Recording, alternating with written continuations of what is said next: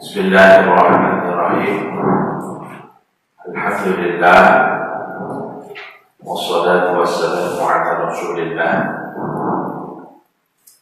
Sayyidina wa maulana Muhammad ibn Abdullah wa ala alihi wa sahbihi wa man walah. Wa la hawla wa la quwwata illa billah ma ba'du. Hadirin,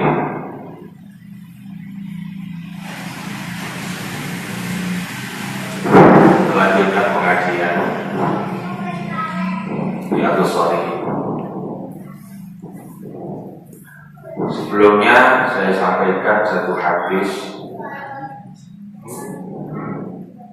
di mana Rasulullah SAW diceritakan oleh Uqbah bin Haris, "Sholaitu wara'a Nabi sallallahu alaihi wasallam." Saya sholat, kata beliau, di belakang Rasulullah di Madinah. Sholat al-asra. Wasallama, kemudian beliau salam, Dumakola, kemudian langsung berdiri. Musri'an, secara segera. Pada khotbah riqaban nas. Hanya tak biasanya kanjeng Nabi.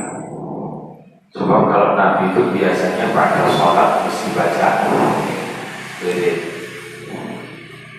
Bikin tak susu.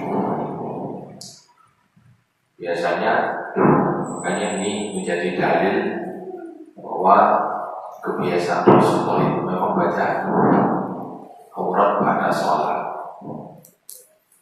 Yang diperdebatkan itu kan urusannya apa?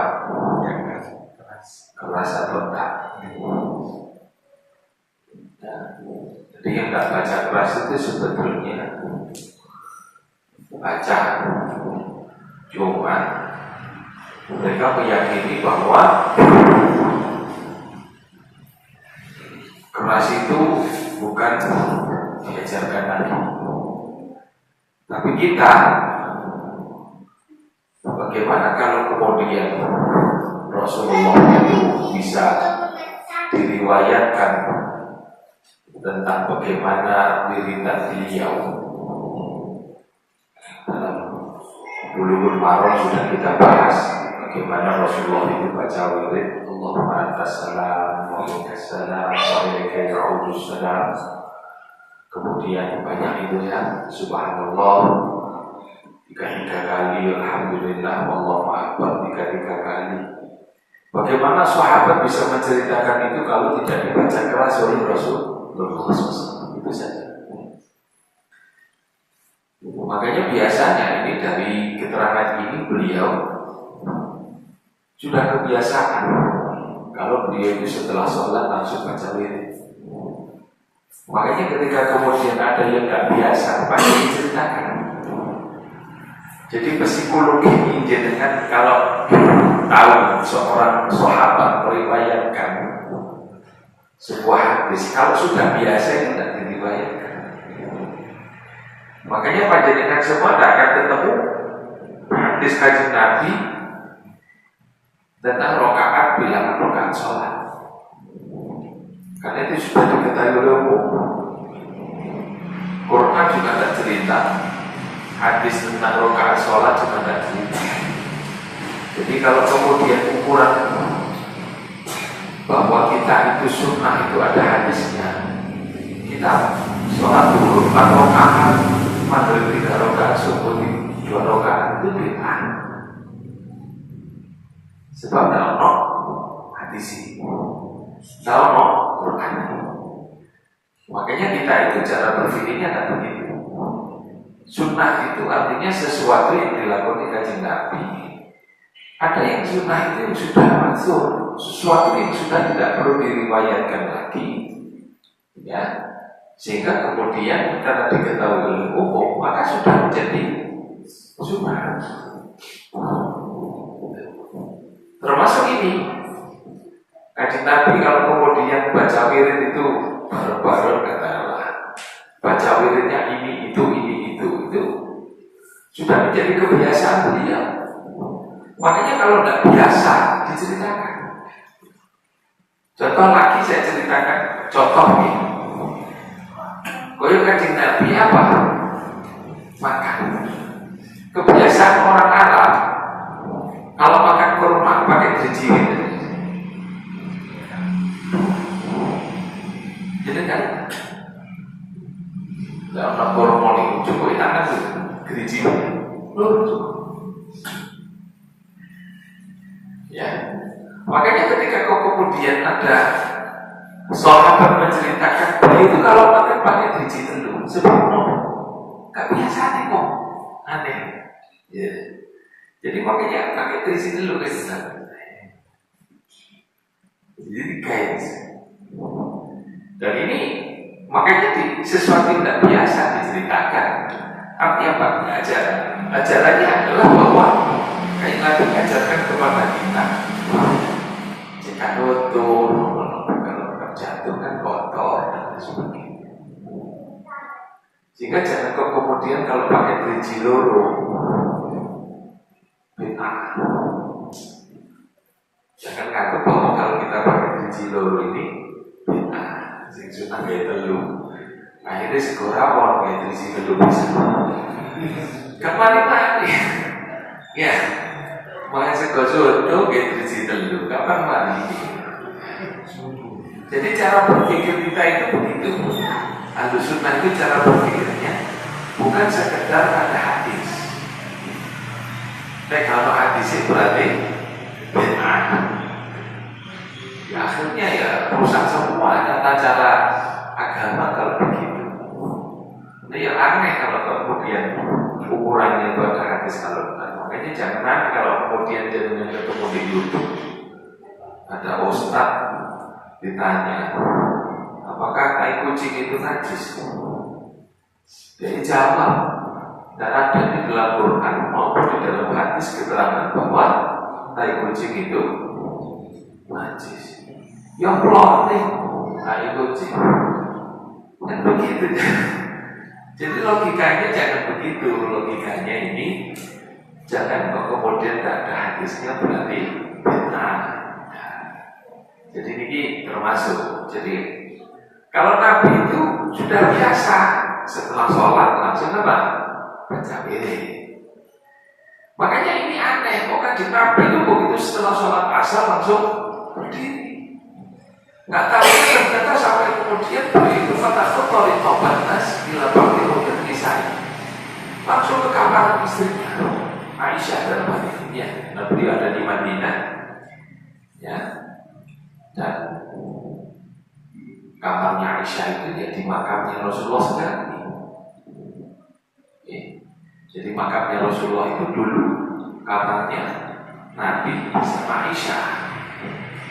Istrinya Nabi itu banyak, tapi beliau punya rumah. Ya, makanya diceritakan dalam kitab Bukhari itu kadang kajian Nabi itu satu malam gilir bersama. Lu bener? Jamu nih ngomong aja kan ya. Kalau saya jamu kajian Nabi ya. Jadi itu diceritakan memang. Semua ngigir semua itu. Cuma memang tempat utama beliau memang yaitu. Makanya kalau beliau itu imami langsung masuk ini. Nah ini tempatnya Aisyah.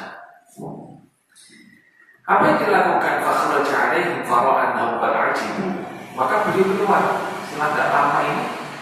Kemudian beliau keluar dari kamar annahum qad ajibu min sur'ati. Beliau ini melihat orang-orang yang ajibu, takjub ya, istilahnya apa? Aneh. Ajab itu kan aneh, sesuatu yang kemudian belum lihat itu. Kenapa? Karena memang takjubnya para sahabat itu tak biasanya begini. Makanya akhirnya kemudian Rasulullah SAW kemudian akhirnya mengatakan kepada mereka, kenapa? Ya mungkin karena anehnya itu karena biasanya beliau itu apa? Baca wirid ternyata tak baca wirid. Biasanya masih apa istilahnya, beliau masih berkenan untuk santai begitu, tapi ternyata langsung masuk dan keluar. Dulu ngomong udah bingung. Akhirnya Rasulullah mengatakan, "Dzakartu syai'an min tibrin 'inda." Saya ini tadi itu langsung ke kamar, sebab saya ini ingat syai'an sesuatu min tibrin 'inda. Tibrin itu emas lantaan. Ya, tibrin itu emas lantaan. Kalau dalam kamus itu, kamus Munjid itu, Munajat itu disebutkan tibrin itu mungkin antara 1/2 kilo sampai 1 kilo.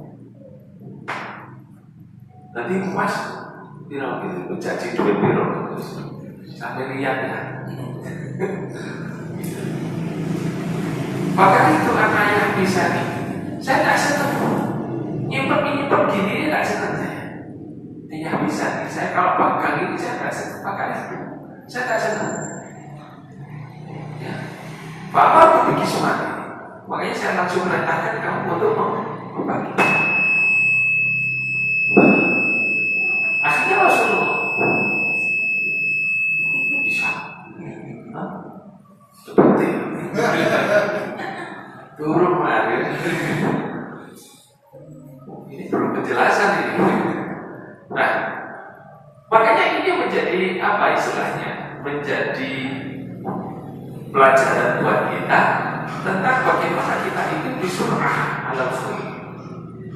Nabi itu kalau kita menjadi umatnya pilih tiru Nabi, mestinya walaupun mungkin kita tidak semakom dengan Rasulullah, kita makomnya manusia biasa, tapi paling tidak orang ketika kemudian ingin tiru Nabi, maka yang jadi prioritas itu sebetulnya ketika dia punya harta benda adalah sedekah. Sedekah itu menjadi prioritas. Makanya kan sekarang ini jadi fenomena.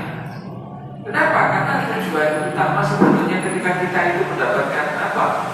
Harta dunia, kita sebetulnya untuk apa? Kecuali kalau kita untuk sang wanita. Bukan untuk sekedar investasi dunia. Nabi mengajarkan begitu. Artinya ya, kadang kita itu bisa ngomong bahwa oh Nabi kan Nabi, tetapi paling tidak coba. Walaupun Nabi itu prioritasnya tetap bagaimanapun apa? Beliau itu punya istri, bojone yo kakak, gitu. Kira-kira jenengan jadi bojone oleh emas 1 kilo, kira-kira dijalur di sini, kan gitu. Tapi Rasulullah tidak. Beliau itu lebih prioritas kepada yang baik.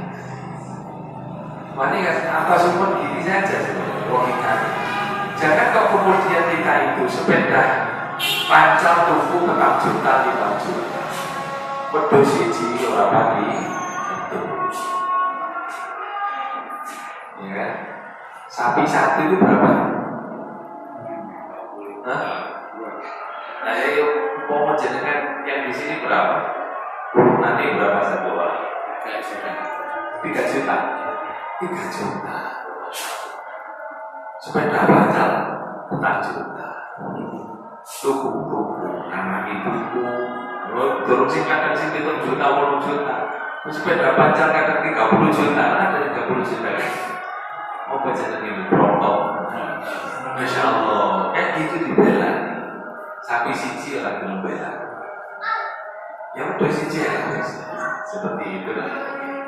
Jadi walhasil sebenarnya kalau kita ingin apa niru Nabi, ya prioritas akhirat. Tunggangan akhirat itu lebih penting daripada tunggangan dunia.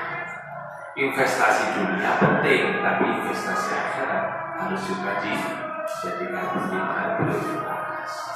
Seperti itu saja. Hadisnya masih satu. Untuk waktu ini, semoga berkah. Al-Fatihah.